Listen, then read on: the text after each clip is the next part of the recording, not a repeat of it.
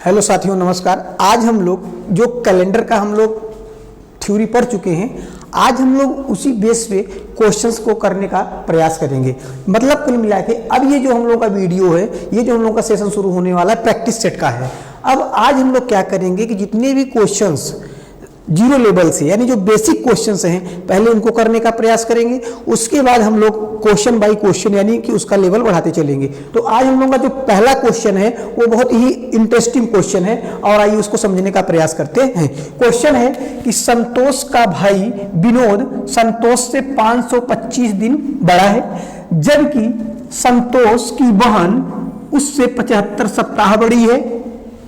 यदि उसकी बहन का जन्मदिन यानी जन्म जो है वो सोमवार को हुआ है, तो संतोष का जन्मदिन किस दिन हुआ है। तो ऐसे सवालों को करने के लिए तो सबसे पहले आप क्या करेंगे, जो क्वेश्चंस में जानकारी दी गई होती है उसको आप पहले यहां पे लिख लो। जैसे क्या क्या है, संतोष का भाई विनोद, तो पहले आप लिखो संतोष, यहां आप लिखो संतोष। फिर कौन है, विनोद, यहां आप लिखो विनोद। फिर कौन है, उसकी बहन है, बहन को लिखिए। अब क्या कर रहा है कि संतोष का भाई विनोद संतोष से 525 दिन बड़ा है। कितना बड़ा है, 525 दिन। तो कौन बड़ा है, विनोद। कितना, 525। यहां लिखिए 525 दिन। क्लियर। दूसरी बात कह रहा है कि जबकि संतोष की बहन उससे, किससे, विनोद से, कितनी, 75 सप्ताह बड़ी है। कितनी बड़ी है, 75 सप्ताह। इसका मतलब हुआ ये जो इसकी बहन है, इसका जो टोटल हो जाएगा वो 525 प्लस इससे कितनी बड़ी है, 75 सप्ताह। तो 75 सप्ताह, और जानते हो कि एक सप्ताह में 7 दिन होते हैं, तो यहाँ पे 7 का मल्टीप्लाई करो।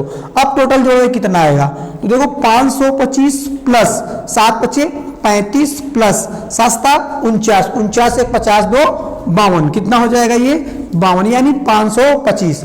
अब 525 और 525 को जोड़ो, तो 525 और 525 को जब आप जोड़ेंगे तो आपको मिल जाएगा कितना, 1050 मिल जाएगा, 1050। अब क्या करिए, 1050 को, ये टोटल क्या हो गए आपके पास, दिन हो गए। ये टोटल आपके पास क्या हो गए, दिन हो गए। क्या हो गए, दिन हो गए। अब क्या करिए, इन दिनों को आप किससे डिवाइड करते हैं, 7 से। 7 से डिवाइड करिए। देखो 7 एक कम 7, 3 पाएंगे, 7 पंचे 35 पाएंगे, 0 बन जाएगा। यहाँ 0 बचा है, 0 उतारिए, यहाँ 0 ले जाइए और यहाँ पे 0। अब देख पाएंगे कि जब आप इसे सॉल्व करेंगे तो कितना आ रहा है, ये 0 आ रहा है। कितना आ रहा है, 0। अगर यहाँ पे नहीं दिखाई दे रहा तो हम इधर इसको सॉल्व कर दे रहे हैं। ये देखिए, जब आप 1050 को 7 से डिवाइड करेंगे तो क्या मिलेगा, 7 का टेबल, 7 एक कम 7 करेंगे, 10 में से 7 घटाएंगे 3 आएगा, 5 यहां उतारेंगे, कितना बन जाएगा 35, 7 बचे 35 में 35 निकालेंगे, 0 बन जाएगा। यहाँ 0 बचा है, यहाँ 0 उतारिए और यहाँ 0 बढ़ाइए, और 0 में 0 गया 0। ये जो 0 है ये क्या है, इसका मतलब हुआ कि जो संतोष है, अब देखिए उसकी बहन का जन्मदिन कब हुआ है, सोमवार को। कब हुआ है, सोमवार को हुआ है। कब हुआ है, सोमवार को। इसका मतलब हुआ कि जो संतोष का जन्मदिन है, जब आप सोमवार से पीछे जाएंगे, कितना पीछे जाएंगे, 0। तो जब आप सोमवार में से 0 जाएंगे मतलब सोमवार ही आएगा। मतलब क्या आएगा, सोमवार ही आएगा। इसका मतलब हुआ कि जो संतोष है, संतोष का भी जन्मदिन किस दिन हुआ है, सोमवार को हुआ है। किस दिन हुआ है, सोमवार को हुआ है। इसका मतलब हुआ कि अगर ये शेषफल 1 आया होता, यह शेषफल कितना आया होता, 1 आया होता, तो आप क्या करते, सोमवार से 1 दिन पीछे चले जाते। अगर यह शेषफल 2 आया होता तो सोमवार से 2 दिन पीछे चले जाते। इस तरीके से हम लोग इस वाले सवाल को ऐसे बनाते हैं और आसानी से आंसर निकाल लेते हैं। आइए दूसरे प्रश्न को करते हैं। दूसरा भी क्वेश्चन बहुत इंटरेस्टिंग है, इसको भी हम लोग करने का प्रयास करेंगे, सरल भाषा में करने का प्रयास करेंगे। ठीक है, आइए देखते हैं। कह रहा है कि प्रवीण को याद है, कह रहा है कि प्रवीण को याद है कि उसके पिताजी का जन्म 14 और 17 मई के बीच हुआ। ये बात किसको याद है, प्रवीण को याद है। तो आप यहां लिख लो प्रवीण। क्या लिख लो आप, प्रवीण। अब देखो प्रवीण को क्या याद है, कह रहा है कि जो उसके पिता का जन्मदिन है वो 14 और 17 मई के बीच हुआ है, 14-17 मई के बीच हुआ है, जबकि उसकी बहन, अब कौन आ गया, प्रवीण की बहन आ गई। कह रहा है कि प्रवीण की बहन को याद है कि पिताजी का जो जन्मदिन है, जो जन्म है, वो 15 और 19 मई के बीच हुआ है। तो पहले आप यहां लिख लो 15 और यहां लिख लो आप 19। क्लियर? दोनों का देखिए जो हमें जानकारी दी थी क्वेश्चंस में उसको हम लोग क्या किए हैं, लिख लिए। अब आपको क्या करना होता है, बहुत ही आराम से।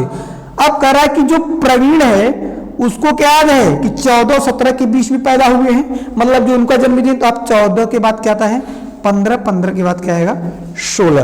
अब यहां देखो 15 और 19 है, तो 15 के बाद क्या आएगा 16, 16 के बाद क्या आएगा 17, 17 के बाद क्या आएगा 18 और 18 के बाद क्या आएगा 19। अब ध्यान दो, क्वेश्चन में करा है कि उसके पिताजी का जन्म 14 और 17 के बीच, इसका मतलब ना तो 14 को होगा और ना तो 17 को होगा, क्योंकि जब बोलेगा जिन तारीख के बीच में तो उन तारीखों को तो होना नहीं है, होना तो इनके बीच में है। दूसरी केस, अब उसकी बहन को क्या है कि पिताजी का जन्म 15 और 19 मई के बीच हुआ है, तो 15 मई और 19 मई। अब देखो ना तो 15 को होना है ना तो 19 को होना है। अब क्या बच गया आपके पास 16 और 17 और 18। अब ऊपर वाले केस में देखिए बोला है कि 17 को नहीं होना है, इसका मतलब ये तो ना तो 17 को नहीं होना, तो इसका मतलब 18 को भी नहीं होगा। बच क्या गया आपके पास 16 बच गया। अब यहां देखो 15 है और यहां देखो 15 को नहीं होना था, तो यहां भी 15 को नहीं होगा, इसका मतलब क्या बच गया 16। इसका मतलब हुआ कि जो उसके पिताजी की जन्म है, जो उसके पिताजी का जन्म है, पिताजी का जो जन्म है वो कब है 16 मई को है, 16 मई को है। इस प्रकार के जितने भी प्रश्न होते हैं हम तो आपको कहेंगे कि आप इस तरीके से लगाएंगे तो आपको ऐसे प्रश्नों को करने में कोई कठिनाई नहीं होगी। बात समझ में आ गई होगी। आइए एक दूसरा क्वेश्चन देखते हैं।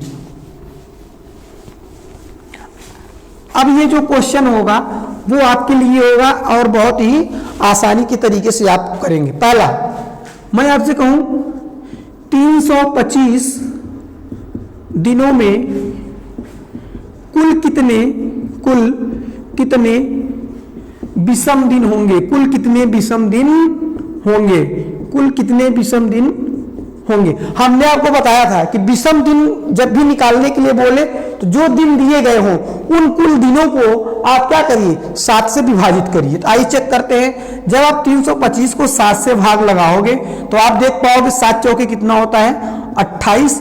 12 में जैसे ही आप 8 निकालोगे तो यानी 4 आ जाएगा, यहाँ कैंसिल। अब ये आपके पास कितना है 5 है, तो आप लिखेंगे 25 और 7 का यानी 7 का पाला पड़िए 45 से ज्यादा ना हो, तो 7 छंगे कितना पड़ेंगे 42। 5 में से 2 निकालेंगे 3। 3 कितना आ गया, विषम दिनों की संख्या कितनी आ गई 3 आ गई। तो जब भी विषम दिनों की संख्या पूछे तो आप ऐसे निकालेंगे। ठीक, अब हम लोग क्या करेंगे, जो और सारे क्वेश्चंस हैं हम उनको अगले वीडियो में देखेंगे। थैंक यू, धन्यवाद।